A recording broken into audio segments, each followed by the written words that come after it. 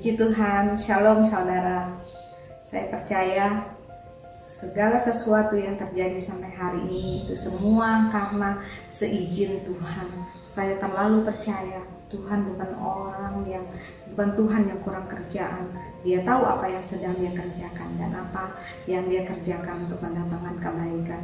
Saudara, saya bersyukur bertahun-tahun kita diperlengkapi untuk memiliki sikap hati yang benar, untuk hidup dalam roh dan firman, dan kita terus berjalan dalam kebenaran, dan kita diajarkan untuk memiliki sikap hati yang benar, roh yang haus dan lapangan kebenaran, dan begitu banyak kebenaran yang kita terima. Dan itu saudara, itu waktunya untuk sungguh-sungguh saat ini untuk kita hidupi dan kita praktekkan. Saudara, 6 bulan, hampir 7 bulan ini saya sungguh menyadari bahwa penyertaan Tuhan sungguh sempurna. Tuhan menggait kami keluarga dengan begitu rupa. Saya sungguh menyadari kalau bukan Tuhan itu nggak akan pernah terjadi, dan apa yang kita alami sampai hari ini itu nggak akan pernah kita alami kalau kita tidak mengikuti tuntunan Tuhan. Khususnya saya, saudara, 1 tahun yang lalu, Maret tahun 2019, ketika saat itu saya tuh berasa kayaknya waktunya untuk resign gitu. Waktu itu saya dapat kata-kata Maret. Saya pikir tahun yang lalu, jadi saya ajuin aja karena saya belajar untuk taat. Saya ajuin Maret saya mau resign, tapi saya nggak di ACC. Terus waktu nggak di ACC saya berpikir, kayaknya apa belum waktunya ini sekarang ya, karena saya berpikir anak-anak semua terhandle dengan baik, sekolah, ada mbak di rumah, masih bisa saya untuk kerja gitu, dan saya ngapain juga di rumah. Saya berpikir seperti itu waktu itu. Tapi perasaan untuk kayaknya ini udah hampir waktunya, itu udah ada dalam hati saya. Tapi ya udah, saya pikir Tuhan sendiri yang tuntun kalau memang ini waktumu, sungguh-sungguh semua berjalan lancar. Ternyata kan nggak di ACC. Oke, saya tetap bekerja. Akhirnya karena saya sudah menerima tuntunan Tuhan itu, saya mulai untuk mempersiapkan diri. Ketika saya tidak bekerja, saya sudah harus siap, entah itu saving, entah banyak hal yang saya sudah persiapkan gitu. Nah, akhirnya sampai awal Januari, awal tahun itu saya sungguh kok semakin merasa ya kayak ada sesuatu di hati, kayaknya sekarang di resign gitu. Tapi saya pikir kan waktu itu ya ngapain juga, belum ada kerjaan di rumah juga, nggak ngapa-ngapain gitu, semua udah kehandle gitu. Nah, tapi saya sudah berpikir oke, pokoknya Tuhan, saya siap kapan aja Tuhan mau saya resign gitu. Saya sudah prepare semuanya, saya siap. Nah, waktu memasuki bulan Maret, sungguh saya terpesona gitu dengan kebaikan Tuhan dalam hidup kami gitu. Waktu Maret ternyata ada PSBB, dan saya memutuskan untuk di rumah, dan saya mau ngomong resign, tapi kan nggak mungkin tiba-tiba resign gitu, nggak ada persiapan gitu, paling nggak 3 bulan dibuka. Nah, jadi saya udah punya planning Maret, April, Mei, Juni awal saya udah mau ngomong resign nih, karena kan ada tata keramanya lah untuk resign 3 bulan sebelumnya gitu. Nah, saya udah punya planning dalam hati, nanti Juni awal saya udah benar-benar mau ngajarin resign, ini udah waktunya gitu. Nah, kebetulan Juni itu kan Lebaran. Nah, Mbak kan pulang, jadi saya ngomong sama Mbak, sementara nggak usah balik dulu. Sekalipun suami saya bilang nggak apa-apa balik, nanti kecapean ngurus anak sendiri, ngurus rumah sendiri. Tapi saya pikir saya mau coba, saya mau urus anak-anak sendiri, urus rumah sendiri. Akhirnya singkat cerita, akhirnya saya menikmati di rumah. Puji Tuhan saudara, sungguh-sungguh saya nggak pernah nyangka. Dulu ketakutan saya adalah ketika saya di rumah, sekian tahun, puluhan tahun saya kerja di kantor, tiba-tiba di rumah adalah yang saya paling takutkan adalah bosan dan saya mau ngapain, boring banget gitu. Itu ketakutan saya. Tapi puji Tuhan saudara, sungguh-sungguh saya merasakan damai sejahtera, sukacita. Saya seneng banget di rumah, dan itu nggak pernah saya rasakan sebelumnya. Homey banget, saya tuh kayak tahu-tahu udah hari Minggu, tahu-tahu hari Minggu gitu sampai hari ini. Saudara, saya belum pernah merasakan satu hari pun bosan di rumah. Padahal saudara, saya nggak pernah ke mall, saya nggak pernah jalan-jalan kemana. Saya itu pun kalau jalan-jalan pun kita hanya muter-muter naik mobil, makan di mobil, itu pun hanya sekali-sekali.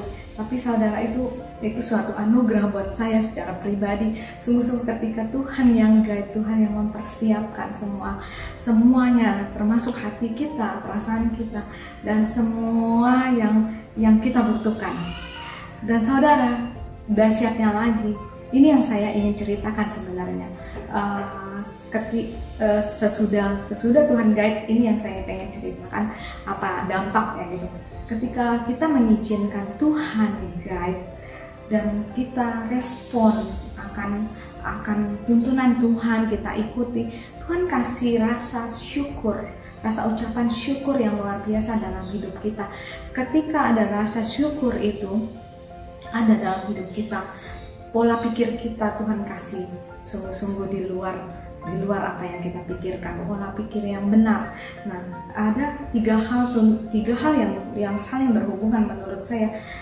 Ketika kita izinkan Tuhan menuntun hidup kita, terus kita belajar untuk selalu mengucap syukur, dan Tuhan akan kasih pola pikir yang benar, pola pikir yang sebelumnya kita nggak pernah pikirkan, tapi itu yang membuat kita survive, membuat kita menang, membuat kita melakukan sesuatu buat Tuhan.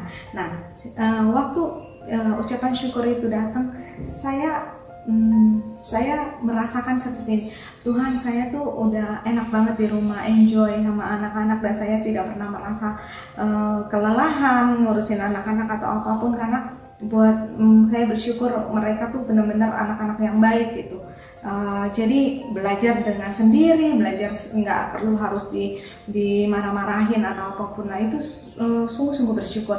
Nah, di situ Tuhan kasih satu beban, dimana saya ingin melakukan sesuatu buat Tuhan di rumah. Tuhan, saya ini di rumah, saya mau melakukan sesuatu buat Tuhan. Mungkin saya nggak bisa datang ke gereja, latihan atau apapun, banyak hal yang harus saya datang ke Jakarta gitu, tapi saya mau melakukan sesuatu di rumah. Nah, ketika saya ngomong sama Tuhan seperti itu, Tuhan kasih beban ya, sungguh-sungguh ketika komsel yang selama ini sudah ada, itu Tuhan bilang itu harus dijaga, harus benar-benar dihidupi, benar-benar bukan sekedar komsel, tapi benar-benar komsel yang memberikan kehidupan, saling membangun, saling mensupport, saling berbagi. Semua kita tuh benar-benar saudara. Mereka merasakan sesuatu, merasakan Tuhan di dalam komsel sendiri gitu, meskipun hanya sekedar ngobrol atau apapun, tapi ada Tuhan, mereka merasakan hadirat Tuhan. Itu Tuhan kasih beban. Nah, ketika berjalannya komsel tetap konsisten, kita berjalan komsel, ada masanya di mana Tuhan hanya izinkan hanya 2 orang, 3 orang, tapi di situ Tuhan selalu teguhkan.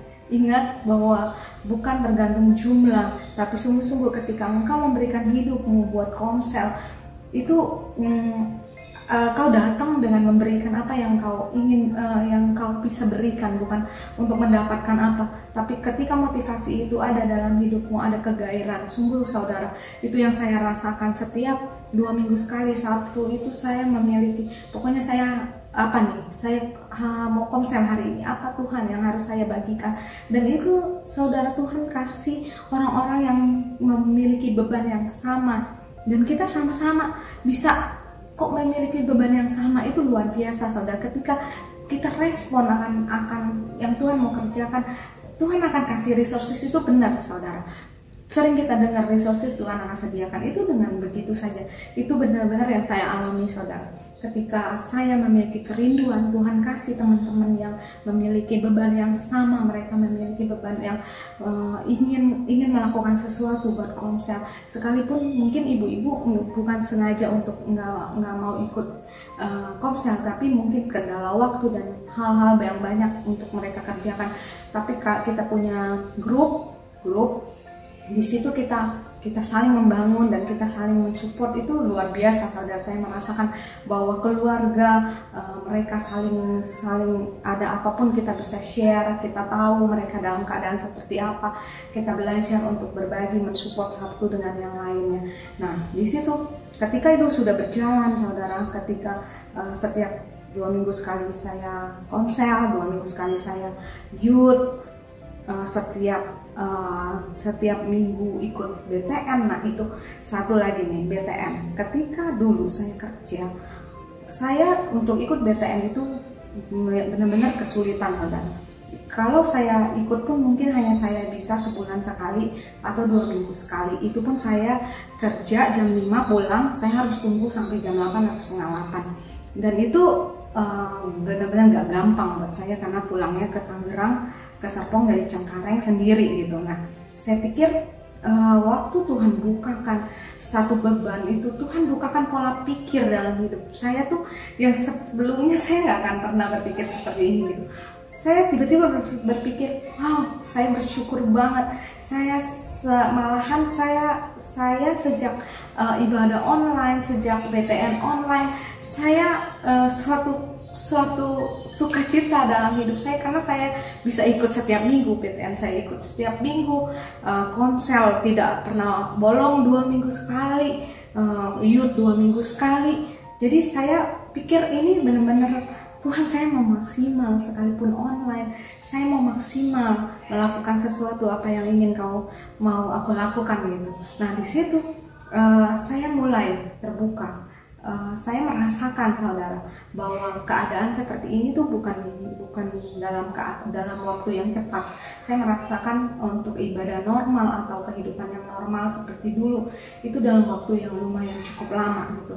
Nah, itu Tuhan bukakan ketika kita selalu bersungut-sungut, merasa tidak berdamai dengan diri kita. Kita merasa kapan sih ibadah lagi, kapan sih ini, sampai kapan sih.